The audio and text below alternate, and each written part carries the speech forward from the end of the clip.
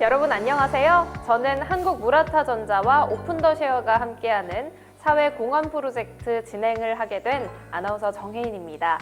오늘 프로젝트 진행을 함께해 주실 분 소개해 드릴게요. 네, 여러분 안녕하세요. 저는 한국무라타전자의 사회공헌 프로젝트를 담당하고 있는 유한영 대리입니다. 반갑습니다. 네, 반갑습니다. 네, 오늘은 한국무라타전자의 청소년 사회공헌 확산 프로젝트인 태양광 충전기 제작 활동의 소셜 임팩트 리포트 공유와 동기간 동안 준비했던 또 하나의 프로젝트, 바로 청소년 멘토링 프로젝트를 여러분께 소개해 드리려고 합니다. 대리님, 제가 듣기론 이번에 진행된 청소년 사회공헌 프로젝트였던 태양광 충전기 제작 활동의 참여 경쟁률이 굉장히 치열했다고 하던데 사실인가요? 네, 맞습니다. 기존에 해당 프로젝트의 참가자분들을 180명 정도로 예정하고 있었는데요. 실제로는 이번 프로젝트에서 청소년 지원자분들이 무려 300명이 넘는 많은 분들이 지원을 해주셨습니다. 이로 인해 저희가 사전에 활동을 위해 준비해둔 물품이 예비분을 포함해서 모두 소진되어서 아쉽게도 더 많이 진행하지는 못했네요.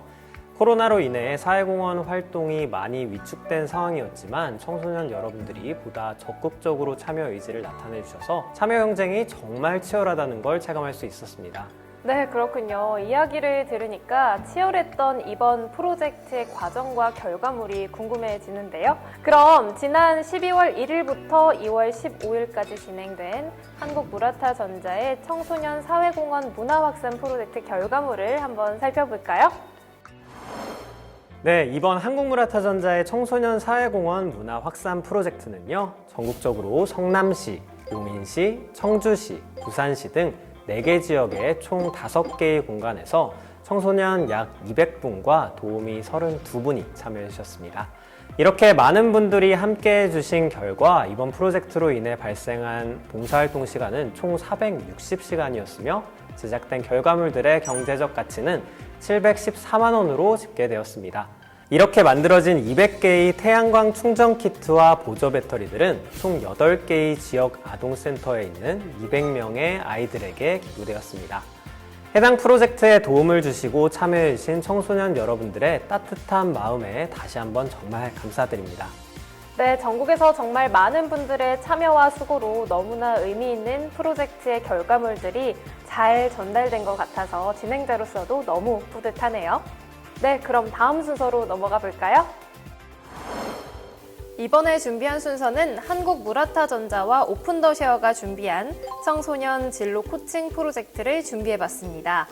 이 프로젝트는 우리 청소년 여러분들의 가장 큰 고민 중에 하나인 진로에 대한 청소년 여러분들의 실제 고민 사례를 접해보고 해당 사례에 대한 솔루션을 함께 공유해보면서 여러분의 진로 개발과 성장에 도움을 드리는 활동입니다.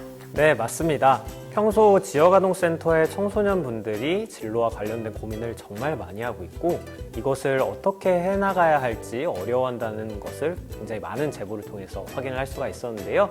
이런 청소년분들의 성장을 위해 저희가 어떤 지원을 해드리면 좋을지 고민을 정말 많이 하다가 이러한 시간을 준비했습니다. 오늘 이 시간을 통해 같은 종류의 고민을 가지고 계신 다른 청소년 여러분들도 진로를 설정하시는데 많은 도움이 되셨으면 좋겠습니다. 그럼 오늘 본격적인 진행에 앞서 이번 프로젝트에 꼭 필요한 전문적인 진로 솔루션을 제공해드리기 위해 청소년 진로 컨설팅 전문가 내일진로 김태현 선생님을 소개해드리겠습니다. 선생님 안녕하세요. 네, 반갑습니다.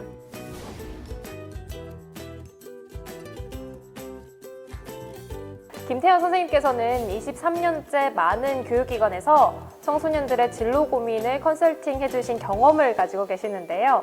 이번 프로젝트에 직접 참여해 주셔서 너무 든든한데요. 그럼 이번 청소년 멘토링은 어떤 방식으로 진행됐나요?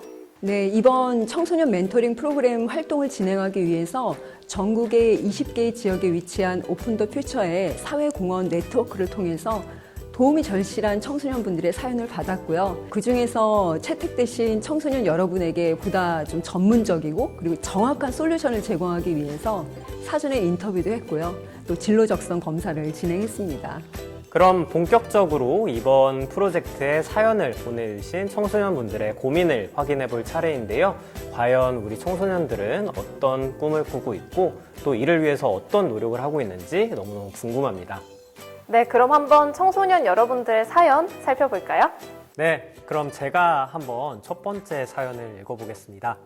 안녕하세요. 경북 구미에 살고 있는 학생입니다. 저희 아버지께서는 오래전 지병으로 돌아가셔서 어머니와 둘이서 살고 있지만 어머니 또한 정신적인 질환으로 인해 일자리를 가지시지 못하고 정부 지원금으로 생활을 유지하고 있습니다.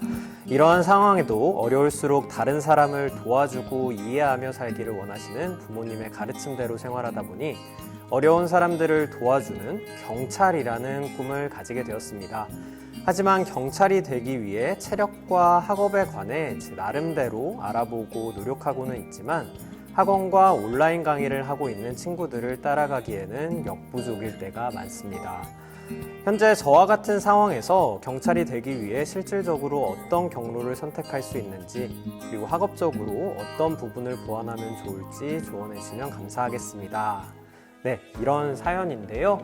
네, 우리 학생이 지금 현재 주어진 상황 속에서도 경찰이라는 굉장히 명확한 꿈을 가지고 있는 것 같아요. 이 학생은 좀 어떤 학생이었나요? 지금 사연을 보시면 아시겠지만 굉장히 심성도 아름다운 친구고 그리고 정말 경찰이라는 꿈이 확고했어요. 실질적으로 이제 두 가지의 진로 검사를 진행을 했습니다.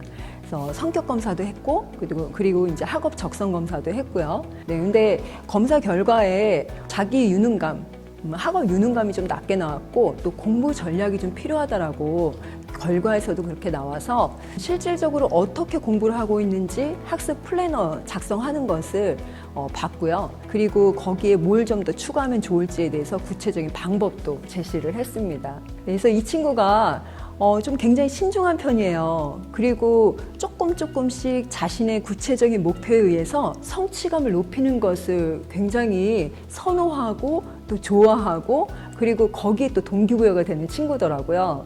그래서 그거에 맞게 또 계획을 세우고 그리고 학습 전략과 유능감을 높이는 것이 필요하다고 봐서 그런 방향으로 이제 진로 상담을 진행을 했습니다. 네, 이렇게 김태현 선생님께서 구체적으로 좀 꼼꼼하게 전략을 또 짜주셨잖아요. 그래서 아마도 한 발자국 더 꿈에 다가가지 않았을까라는 생각이 듭니다. 네, 그러면 두 번째 사연으로 넘어가 볼게요.